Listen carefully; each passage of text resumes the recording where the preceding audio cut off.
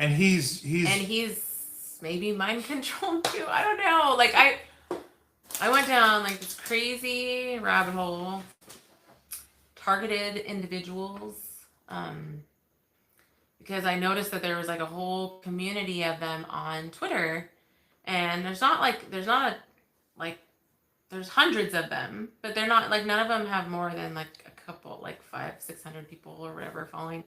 So it's not a huge community, but they all talk about their experiences and asking each other about being a targeted individual. So I started collecting all this information, and I am blown away. I have so much to read and so much to learn. Um, A I couple, like Oh, five, six sorry, hundred guys. people or whatever following. um, anyway, I think that there's so many different things going on because they were calling themselves like human trafficking victims, these targeted individuals, and I think it's because their bodies are used by the government, by the intelligence agencies for experiments like without consent, like without consent, they are doing all these different things to their bodies, Well, using drugs, using part of the problem was they were doing this. These were government sponsored programs, and they were doing many of these they quote unquote research programs in mental institutions throughout the United States. Now, when they closed down many of these most of them, all closed down.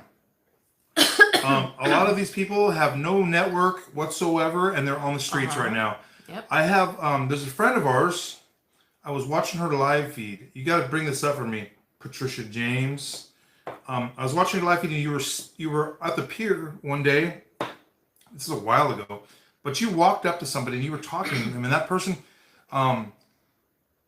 he started telling you about how he was experimented on and how they can control his mind and can tell him what to do. I was tripping out on this interview that you had with this guy. Anyways, this is a perfect example. This is an example of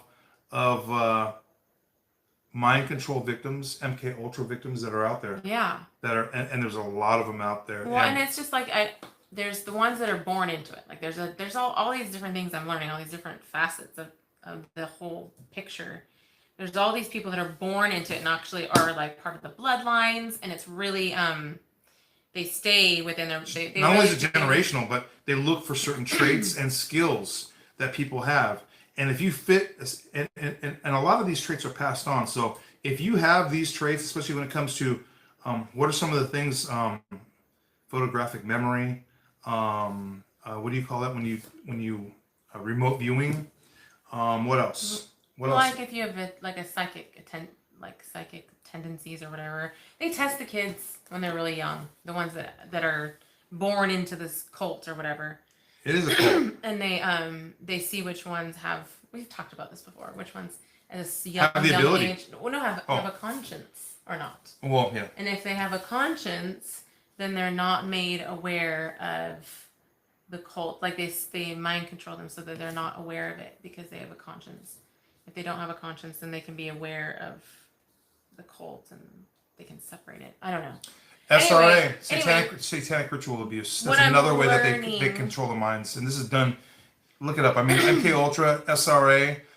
There are two techniques that are used to control the minds, especially of young kids, and they can break the mind young. This is all experiments, and these are experiments that have been done post World War II. The Nazis were working on all this stuff, and when World War II was over, they just shifted gears and they just took all those experiences and they continued them until today, until recently. Yeah, so.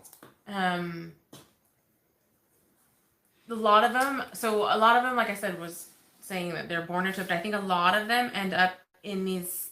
I haven't read all their stories. I need to read all these people's stories. A lot of them end up in these programs because they were in the military. I don't know if they're just signed up in the army or whatever, and they're signing up for things. Or and their like, family. we're gonna do this. Their parents are sometimes in the military too. And so they're not necessarily part of the cult, but they end up getting experimented on from the military, from just being in the military. But they all, a big thing is the voice of God technology. Like they're all talking about and I think they call it VK or something like that, voice, but I don't know what the K is. Anyway, they this voice of God technology, it sounds like from what these people are saying that they literally hear an actual voice in their head telling them to do things, telling them to kill someone It's on a over loop. and over. What they'll do is they'll put a recording on a loop, and then they'll just continuously play it. They're able to this. I mean, this is space age stuff. I'm sure if you were going some Popular Mechanics or Popular Science magazine, they talk about it because they tell you everything.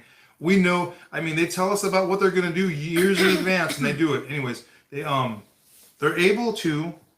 I mean, our brains are not insulated. It's crazy that. I mean, we talk about 5G technology and how it's going to harm us.